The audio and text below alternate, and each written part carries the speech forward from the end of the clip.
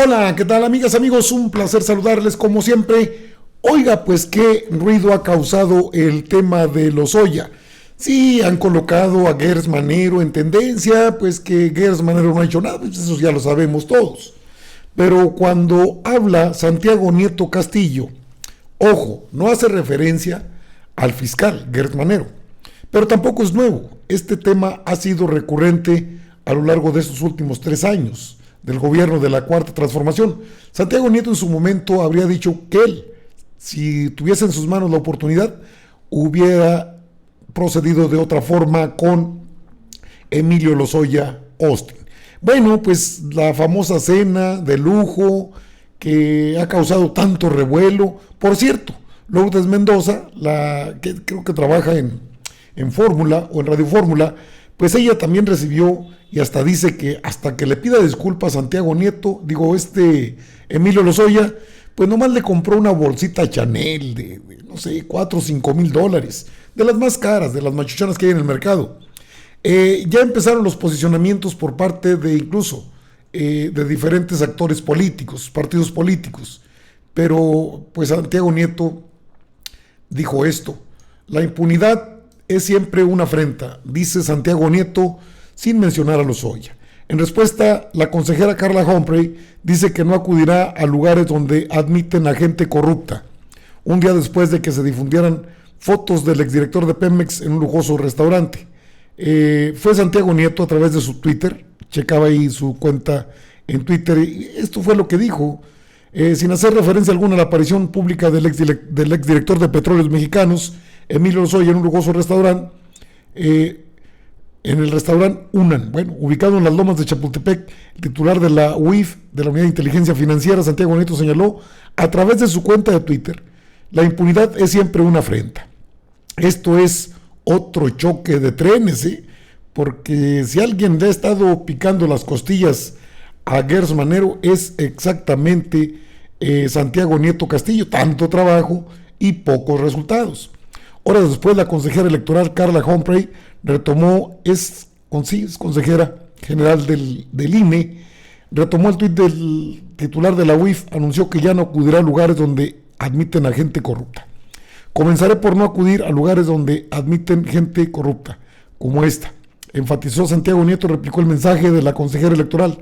El sábado por la noche, dijo la periodista Lourdes Mendoza, que también fue beneficiada por su amigo que tenía control de los medios, que era el secretario de Hacienda, y que anda pues suelto también, no le han llegado, porque no es Santiago, no es Lozoya, Lozoya obedecía las órdenes. Lozoya hizo también, es parte de esa red de corrupción, la planta de agronitrogenados, el caso Odebrecht, es decir, lleva su caso en libertad. Lourdes Mendoza era amiga también del que ordenaba todo esto, era el poder tras el trono, de acuerdo a lo que se ha dado a conocer.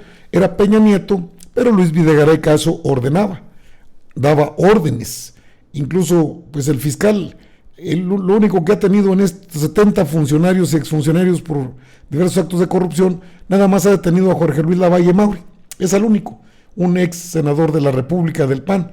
Y Ricardo Monreal, que con sus videos se hace el inocente y quiere impunidad.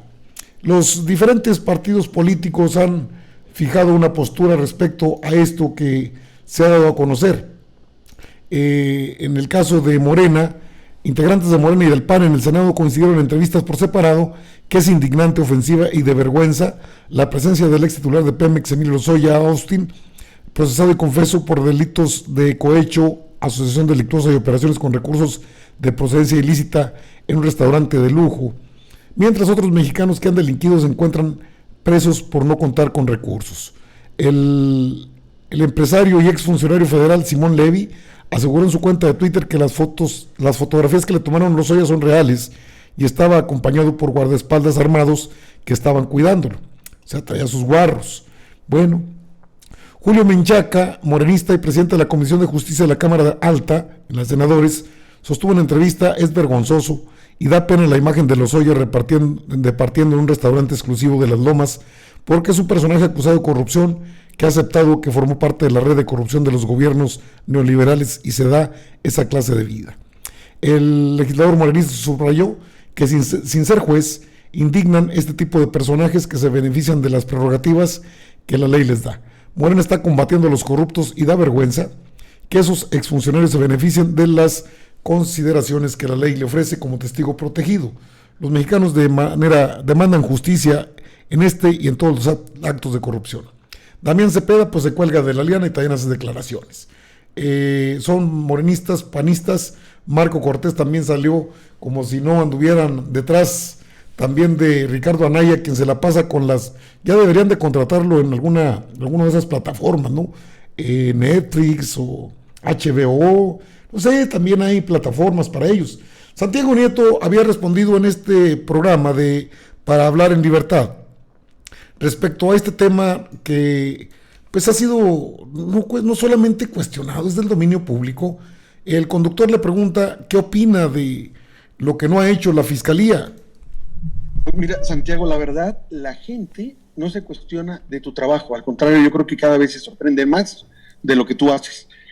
La vez pasada te comentaba que sabía yo que mucha gente te tenía miedo y checaba en Twitter qué decías o no, porque eran los que se sentían que podían ir por ellos o que iban a ser denunciados y que con mucho respeto veía y con temor, justificadamente, ver para dónde ibas tú o qué declaraciones podías hacer. Sin embargo, a veces vemos que tú sí participas y gentes de otros sectores, como pudiera ser pues los que los detienen, los que finalmente van por ellos, en este caso la Secretaría de Alejandro Gertz Manero, no vemos como población qué suceda. Vemos lo que pasó con Lozoya, en la que tú también participaste, y nomás sabemos que lo detuvieron, ya no hemos vuelto a saber más. De repente sucede algún avance y vemos mucha lentitud. No la entendemos, y imagino que tampoco por no ser parte de esa secretaría nos puedas dar una explicación de esto, pero sí queríamos saber, o más bien que tú supieras, que sí estamos conscientes de lo que está haciendo la Unidad de Inteligencia Financiera a tu cargo, que en algún momento cuando se manejó que podía ser candidato allá en Querétaro, nos preocupó que esa quedara acéfala, que ya no estuvieras tú, y que nos encantaría que las otras secretarías que también tienen responsabilidad e injerencia en esto, queremos ver qué están haciendo, para dónde van, porque no puedes tú avanzar si eres parte también de un equipo, y no estamos viendo como sociedad que ese equipo se dé. Nos preocupa mucho que muchas cuestiones que tú haces de congelamientos de cuentas y de denuncias a veces no se concreten en detenciones de varias personas que para nosotros son delincuentes, sea de cuello blanco o como se llame. Entonces, sí hay un reclamo de la sociedad en ese caso, aunque tú no eres responsable. Por otra parte, te lo quiero decir, te lo dije en privado, pero lo voy a decir público, me impresiona mucho la creatividad que tú tienes para que dentro de las facultades que te otorga la ley puedas ir avanzando.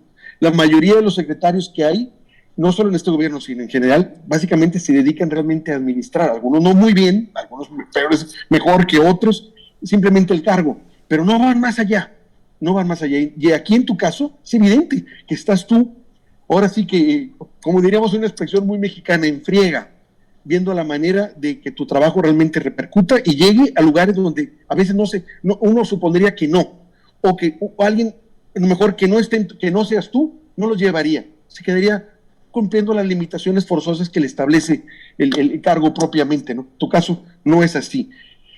¿Te llevas satisfacciones ahorita actualmente en estos 3 años de gobierno? ¿Qué satisfacciones tienes? ¿Te llevas dolores de cabeza, frustraciones? ¿Cuál sería el resultado de todo esto que se ha estado viviendo en 3 años? No, yo creo que muchas cosas que se han trabajado, ¿no? Creo que es muy satisfactorio el hecho de que se disminuyó en un 90% el robo de hidrocarburos en el país, ¿no?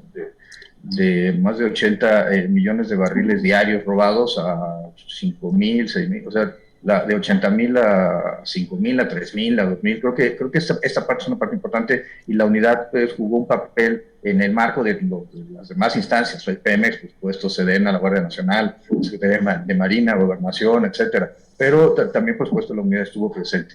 Yo creo que hay un tema muy satisfactorio que es el asunto del combate a la trata de personas y que la información de la unidad haya servido para no solamente congelar las cuentas de esos grupos de tratantes, sino también para buscar